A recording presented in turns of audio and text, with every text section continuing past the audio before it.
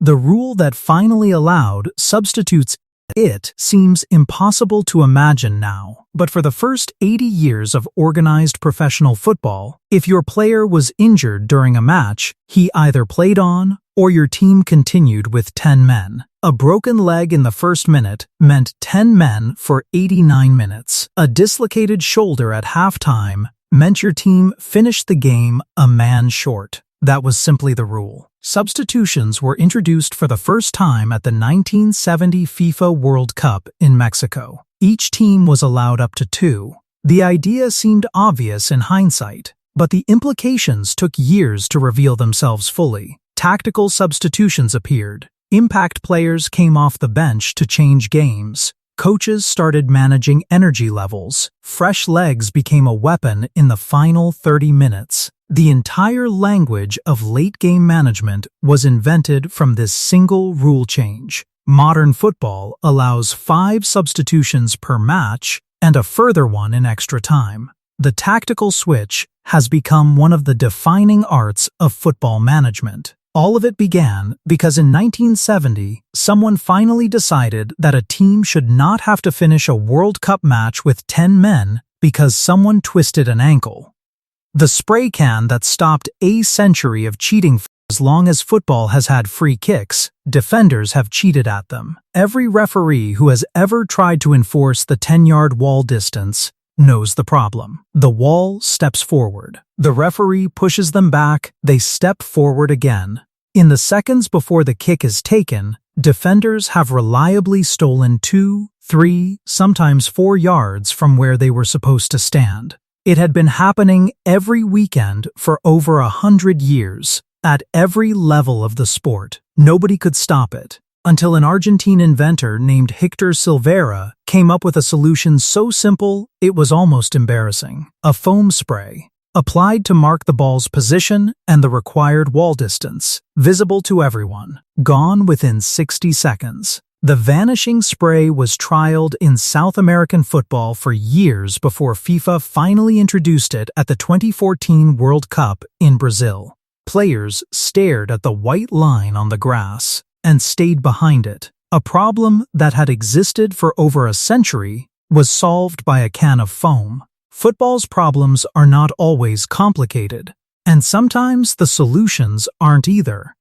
The professional foul that finally became a red card for most of football's history, defenders had a simple calculation available to them. When an attacker broke through on goal, the rational decision was to bring him down. Deliberately accept the yellow card. Stop the goal. A booking versus a goal conceded. The booking wins every single time. Managers accepted it. Defenders were coached in it. It was called the professional foul, and it was killing the sport. In 1990, the rule changed. Deliberately denying an opponent a clear goal-scoring opportunity became a red card offense. Immediate dismissal. No warning. No booking first. Off. The calculation reversed completely. Now the choice was between allowing a goal or playing the rest of the match with 10 men. Suddenly, that through ball behind the defense became one of the most dramatic moments in football. A keeper rushing off his line, a striker bearing down on goal,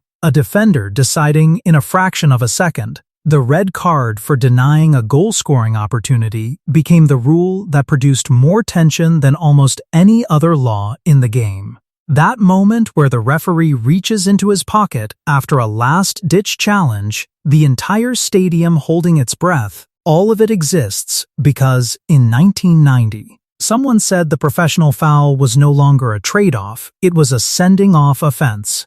The offside law that never stopped changing the offside rule was written into the very first laws of the game in 1863. And it has caused arguments every single year since.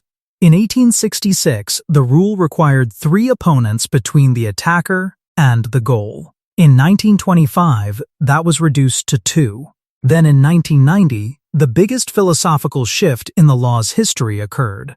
Before 1990, if an attacker was level with the last defender, he was offside. After 1990, being level made him onside. The benefit of the doubt moved from the defender to the attacker. A fraction of an inch now fell in the striker's favor.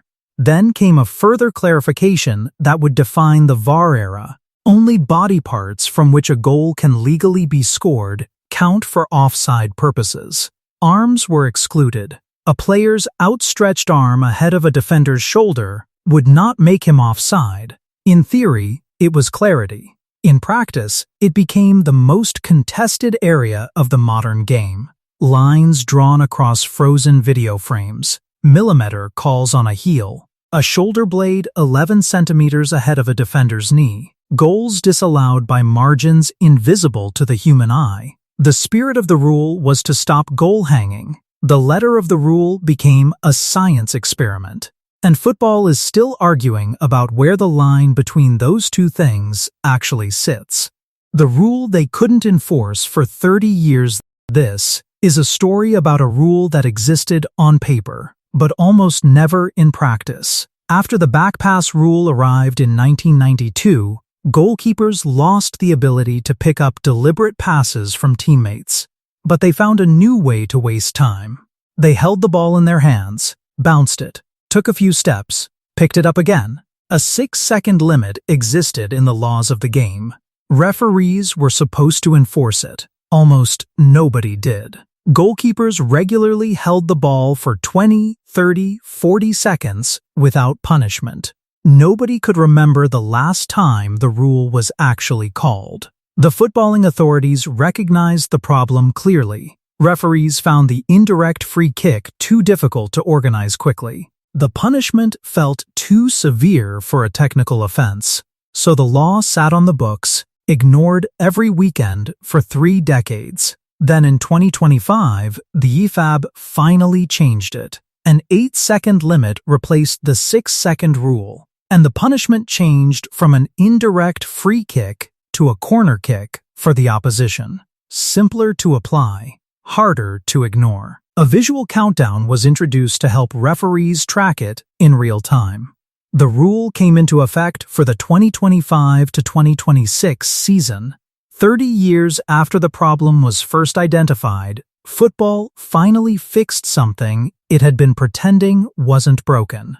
VAR, the revolution nobody agreed on. In the summer of 2018, the World Cup in Russia introduced something football had resisted for 150 years. A second opinion. Video assistant referees. VAR. The idea was straightforward. 4 categories of decision could be reviewed: goals, penalties, red cards. Mistaken identity. Only clear and obvious errors would be corrected. The technology would make the game fairer. It would end the defining injustices of football. Managers could no longer be robbed by a linesman in the wrong position.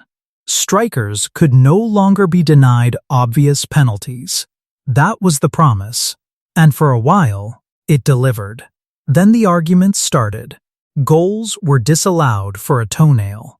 Players were sent off for contact that was invisible to every camera angle simultaneously. Stadiums fell silent for 4-minute reviews while supporters stood and waited, not knowing whether to celebrate or grieve. The offside lines drawn by VAR operators were done manually, using cameras rarely positioned perfectly in line with the field. A fraction of a pixel made the difference between a valid goal and a disallowed one. Goals were cancelled for a player's armpit being marginally ahead of a defender. Technology was supposed to remove ambiguity from football. Instead, it replaced one kind of ambiguity with a smaller, more precise, and somehow more infuriating kind. But here is the thing. VAR did not come from nowhere. It came from Frank Lampard's ghost goal in 2010. It came from the disgrace of Gine in 1982.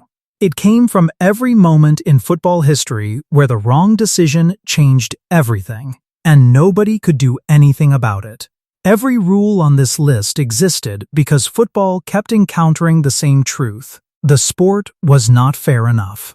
And every generation of football administrators tried to make it a little more fair. VAR is the latest attempt. Whether it is the right answer, football is still deciding.